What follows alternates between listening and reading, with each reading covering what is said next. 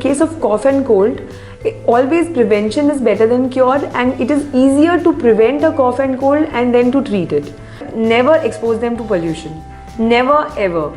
Thoda amount, zyada amount, you would never know the amount. They have lot of running nose and nothing else. You can go for some home remedies, you can offer them more of fluids, you can give them soups.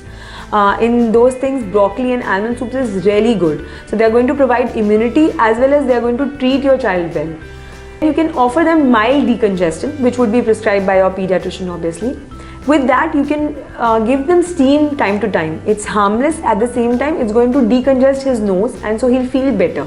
In the room, make sure that you use air purifiers if you are in an area where the pollution content is more. So air purifier is a very good investment for parents who are planning for having a baby soon or who have newborn babies. Passive smoking is completely condemned. So make sure that the one who has someone who is smoking at the home or who has smoked and come home is not supposed to be near the babies, especially the newborn babies. Those kids would be more prone for allergies if they have a family history of allergy, any respiratory disorders or any skin allergies. So that has to be ruled out. Never use cough suppressants.